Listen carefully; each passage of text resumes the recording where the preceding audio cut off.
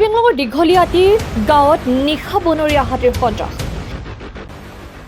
বন বিভাগৰ ওপৰত ক্ষোভ গাঁওবাসীৰ পাহাৰীয়া জিলাখনৰ হাওৰাঘাট থানাৰ অন্তৰ্গত দীঘলীয়াতি গাঁৱত নিশা 10 মান বজাত এটা বনৰীয়া হাতীয়ে প্ৰৱেশ কৰি কেইবাটাও পৰিয়ালৰ ঘৰ দুৱাৰ আৰু ভঁৰাল ঘৰ আদি ভঙাৰ লগতে ভঁৰালৰ গুটি ধান খাই সন্ত্ৰাস সৃষ্টি কৰাত গাঁওখনৰ ৰাইজে উৰেটো নিশা উজাগৰে কটাবলগীয়াত পৰে।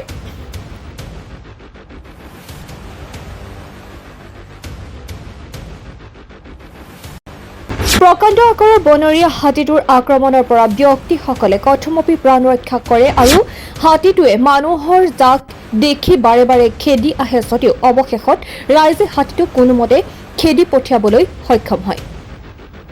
কিন্তু ভয় সংশয়ৰ মাজতে উৰে নিশাটো উজাগৰে কটাবলগীয়া হয় গাঁৱৰ ৰাইজ।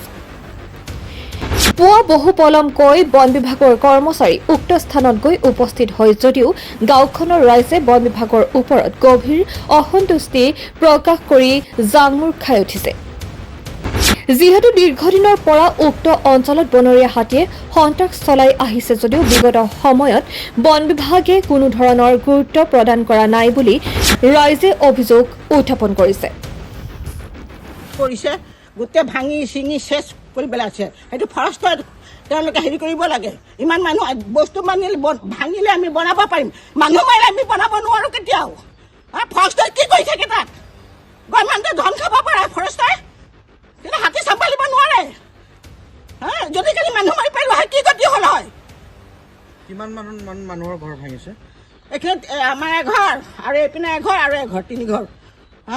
ৰাতি কেইটামান বজাত? ৰাতি 10টা বাজিছে। 10টা বজাত হয়। এইবাৰে প্ৰথম নে আগতেও আহি থাকে?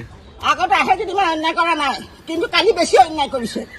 ফৰেষ্ট বিভাগকতো আগতে জনোৱা হয়? জনাই থাকে, জানে, তেওঁলোকে কোনো একশ্যন নলয় ইয়াত।